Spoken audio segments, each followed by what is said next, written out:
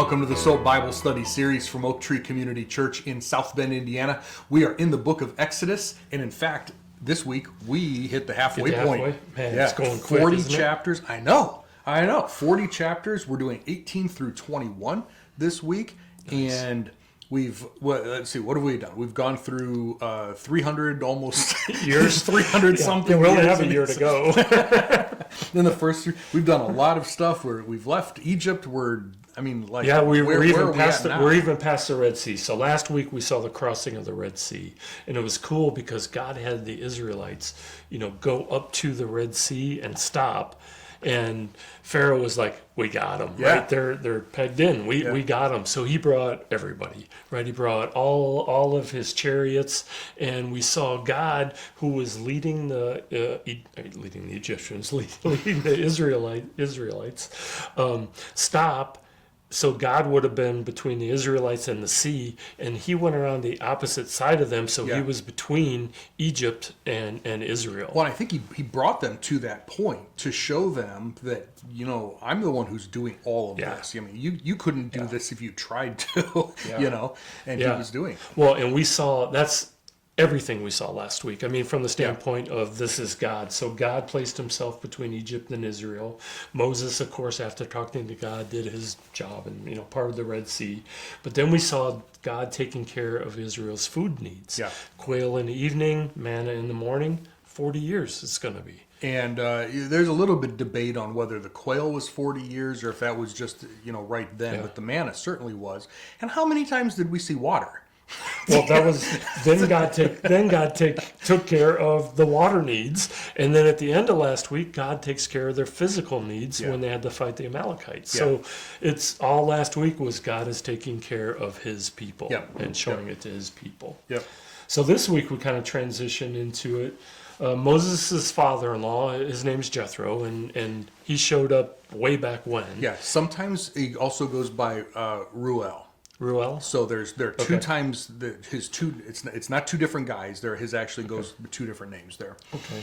Well, he heard everything that was happening with Israel and Egypt, and not that he wanted to be part of it, but he's kind of part of it. Yeah. Because it seems that Moses' wife and his family are with Jethro. Yeah. Which means somebody had to be smart enough to say, God's going to be doing some big things. We just kind of want to get you out of the way, which I assume that's what Moses did. Yeah, so Jethro. Last time we saw them, he had to circumcise his son, and then it seems like she took, the kids and went back, and he went with Aaron. So you think it was that early? I think it was. The split happened? Yeah, I think it probably was. Okay.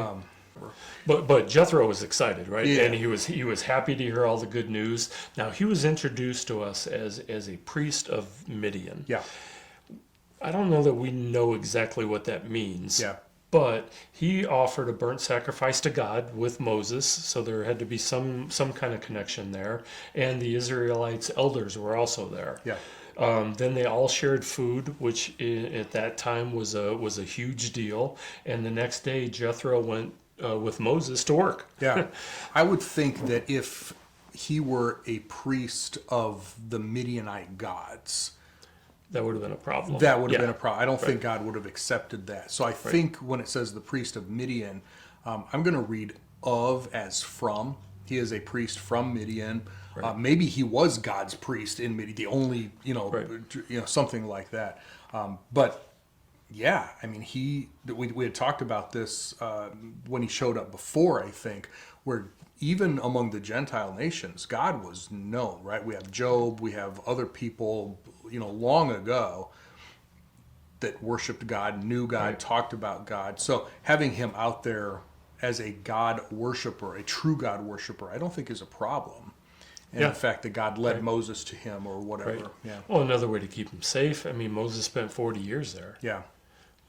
If he was with other gods, certainly it would have helped or tried to pull Moses in with other gods. Yeah, absolutely. Okay, so Moses and Jethro go to work. Moses is doing his standard job, and his standard job is he's acting as a judge of the people. Yeah. So these million of people are bringing all their woes and all those I've been wronged to Moses, and Moses is listening and applying the rules as he knows them from God and making decisions on what's going on. Yeah, what I find interesting about this is that God hasn't given the full law code yet. Yeah. That doesn't come until starting in chapter 20. He's given some, I'm sure, rules and statutes and commands. They show up. But as far as the law of Israel, doesn't exist yet. So we're still working with cultural laws. We're still working with, maybe Egyptian laws. Yeah, that's what I was thinking too. Because that's all they knew, or not all they knew, but where they were at. So later Jethro says to him, and I'm paraphrasing here, "You're crazy. You're going to burn yourself out. Yeah. Look, here's what you need to do. You need to take the people's needs to God. Get that part that, you're doing that. But you also need to appoint God-fearing men of truth. These men that won't take bribes, and they're going to rule over these people. Yeah. And they should rule over 1,000 or 150 and 10. Yeah, middle managers. Yeah, exactly. That's really. Well, and if you think about our laws today, you've got your local judges, and then you go up to superior courts, and you've got appellates and circuit courts, all the way up to the Supreme Court. Right. And these guys are going to take the quote normal cases, and then the hard cases, maybe they start there and get kicked up like to the Supreme Court. But the hard cases go to Moses. Yeah. Moses thought that would, and this is going to help everybody, right? Yeah. It's going to help Moses. It's going to help his daughter. It's going to help his granddaughters, and it's going to help the nation of Israel. Yep. So my favorite line here is Moses did this, and then he sent Jethro home. Yeah. You've done enough. You can. This is just wise leadership, right? Yeah, it was never meant to be all on one person, so. Yeah. Okay, so in chapter 19, we get a time marker. It's now the 3rd month after leaving Egypt. Yeah. Right. So there's not enough time for Moses and the wife to be together. After Egypt. Right. So we're in early summer at this point, because their new year, Passover, is in the spring, March, April. Add 3 months, and now we're talking June, July somewhere, right? Okay. So they of course go to the desert because they're going in summer, and they're coming up to Sinai, and the whole nation of Israel camped in front of the mountain. Now Moses is going to go up to see God a number of times. He and God are going to talk. Moses is going to come down. He's going to tell the people what's going on. Yep. They're going to have questions, whatever. He's going to go back. Right? He's the middleman. I'm leaving the whole middleman part out. Yeah. And there's no elevator. There's no escalator. He's making this trek up and down. Did you mean this Tuesday? And comes back down. All right. So God tells Moses, look, you saw what I did in Egypt. If you, and he's talking about the nation of Israel, listen to me and keep my covenant, then you will be my special nation, which will be a kingdom of priests and a holy nation. By the way, this exact quote shows up again in 1 Peter chapter 2.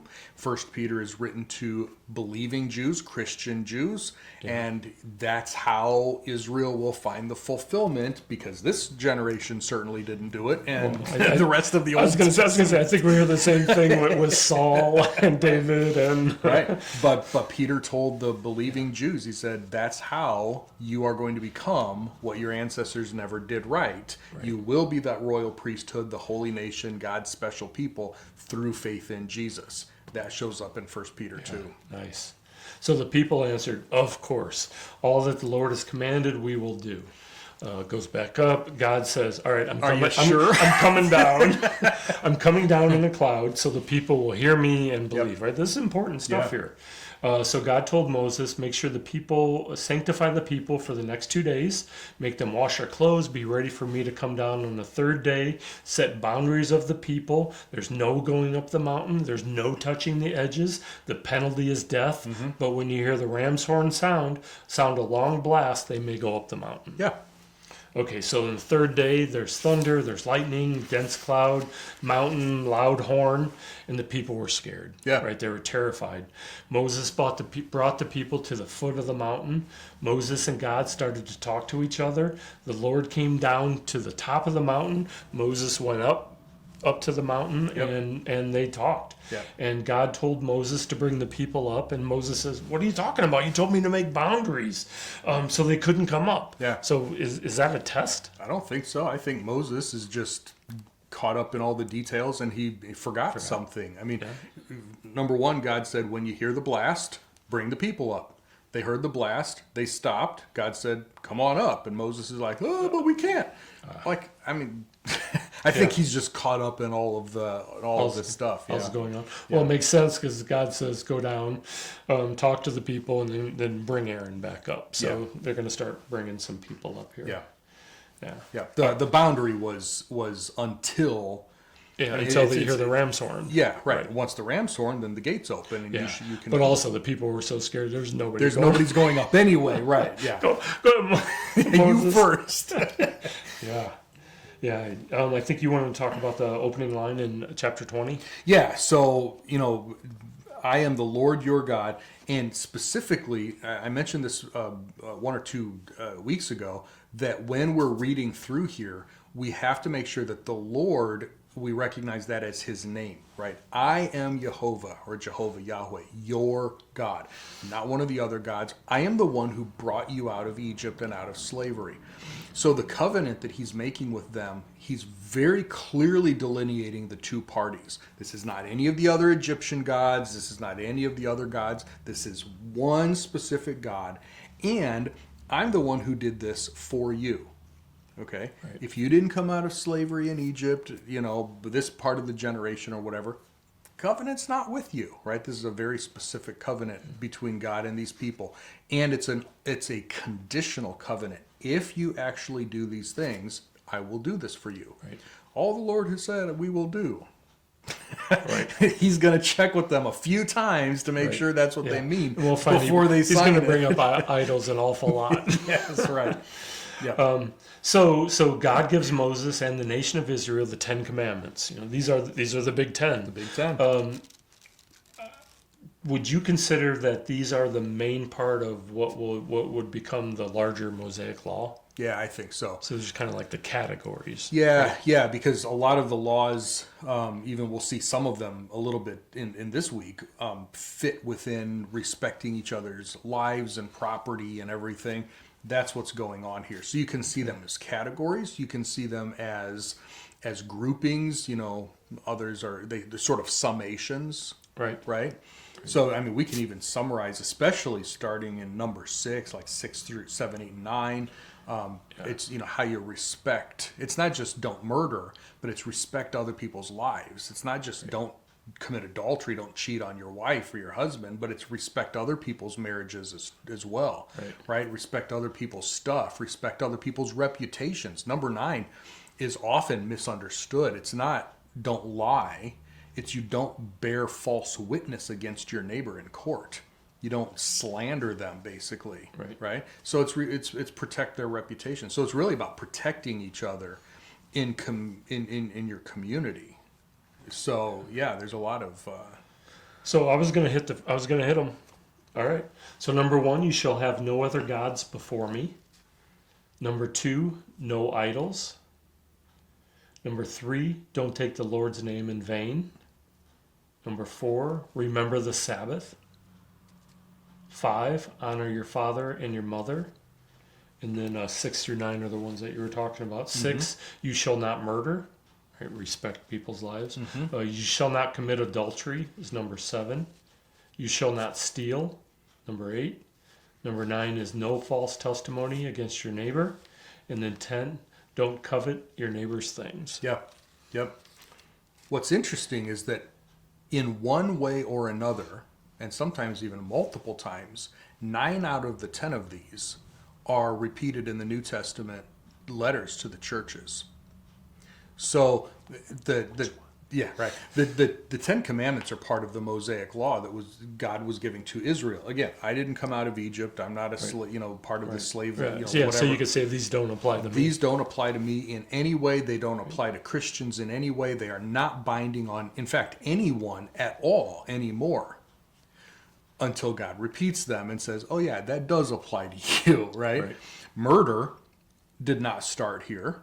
The prohibition against murder didn't start here. That goes all the way back to Genesis 9. Cain and Abel. Well, the command actually was post flood, right? Okay. Capital punishment, execution for capital punishment is for murderers. That goes back to Genesis 9. But Paul mentions it frequently. Paul mentions adultery. Paul mentions coveting. Paul mentions all of these things are binding to Christians, not because they're in the Ten Commandments, but because God gave them as commands to the churches and to Christians later on. Right. So now we're going to talk about number 4. Yeah, number 4. Remember the Sabbath day to keep it holy. 2 things. First of all, this is not the first time the Sabbath day showed up. That showed up in chapter 16, where he gave them the day of rest. The day off. Right? So here, remember is both remember the past and remember to observe, right? In the New Testament, we are specifically told there is no one day that is holier than another day. Romans 14 is very clear about that. There is no Sabbath law for Christians. If you want to work 7 days a week, I suppose that's up to you. I think there's a Sabbath principle. I think God designed us to stretch and release, to work and to rest. So I think it's wise to take time off.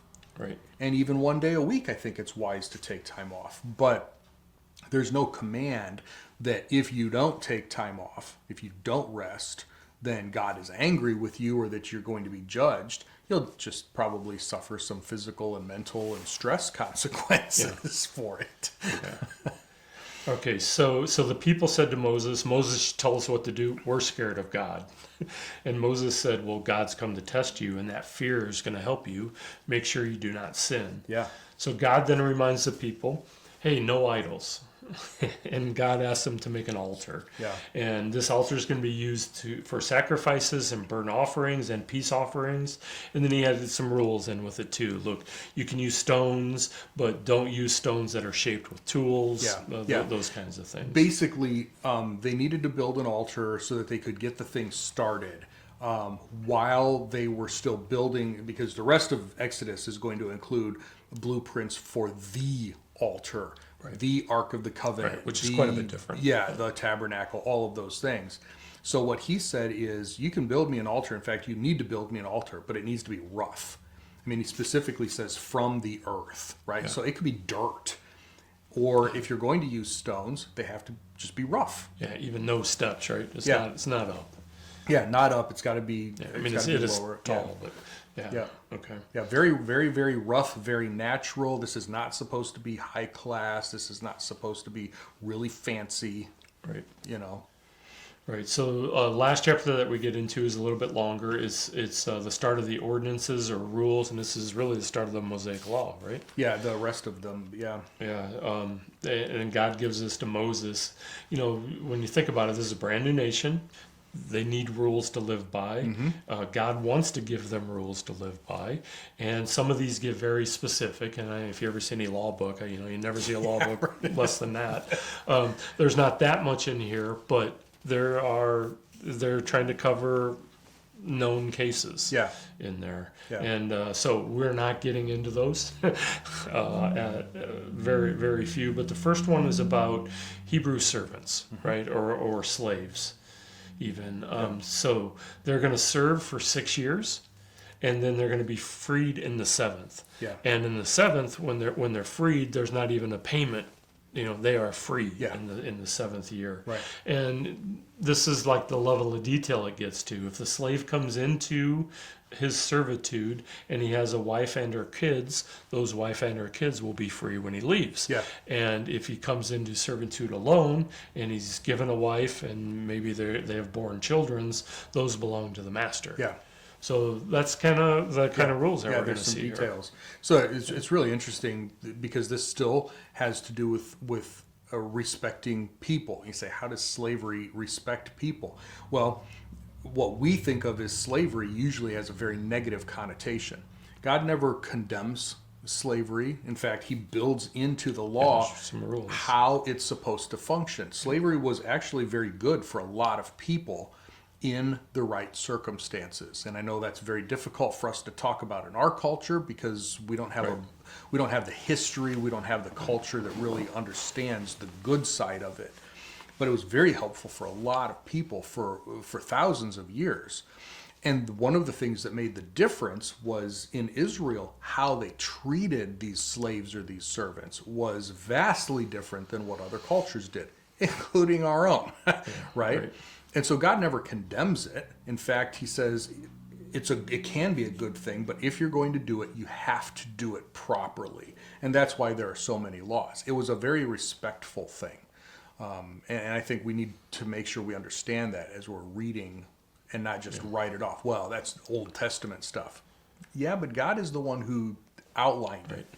Right. There's also a section on personal injury, right? If it's premeditated and you strike someone so they die, you must be put to death. Yeah. If it was an accident, God's appointing a place to flee, and he previously called those sanctuary cities. Yeah, because there will be people who want to go out for revenge, but society is supposed to take revenge against murderers. Right? And again, that goes back to Genesis 9. It wasn't just, personal revenge, but societal revenge. You can't have a wild animal running around killing people. You also can't have a wild person running around killing people. Right. And society has to purge that evil. But if it's an accident, God says it was an accident. Okay, is it a bad thing? Yes, but we still protect people. It's about respecting lives. Right. Both the person who was killed, not murdered, and the person who did it accidentally. Right. Yeah. You have things about about unborn babies in here, which obviously if a pregnant woman gets hurt, how does all of those things are taken care of. God has. Yeah, I mean there's 15 verses just on this on personal injury. Yeah, and then like we said, there's laws on animals. Yeah, right. If an animal kills, what happens to the animal? What do you do to the animal? And if somebody kills your animal, what happens? Well, it depends. Yeah, and I love the fact that there's a level of common sense. Honestly, if this weren't in the Bible, I mean, most of us would come up with this stuff. It's just common sense, but it's also personal responsibility. If the owner has been warned, your animal is a terror and it's running around and it's going to hurt somebody someday, and he doesn't do anything about it, he's responsible when it does the damage, right? Yeah. And I love the fact that we're not bound under this law, but I think if we were creating a new government or we were creating our own nation or something, way to start. There's a lot of good stuff that we would say, it just makes sense to do this. So this isn't intended to be, again, high-level stuff. This is a slave nation that's coming out that just needs to survive. And God says, this is common sense stuff that we're going to codify. Yeah. All right. And that brings us to the end this week. Yep. Nice. Yep. So obviously we'll start getting into more laws and more things as we go along. As I've already mentioned, the sacrificial system needs to start. We'll start getting blueprints for how all of that works and lays out. But so there's a lot of detail yet to come, but it's really interesting. Don't sell it short just because, now we get to go into the law. It really is interesting if you allow yourself some, the interest level, right? So we hope you enjoy it. As always, if you have questions or comments, we love reading those. Put those down below or up above or wherever you're watching this, and we will respond to those as soon as we can. Subscribe and share this because it really is interesting, and I know people who want to watch it, and we will pick up here next time. Bye, everybody.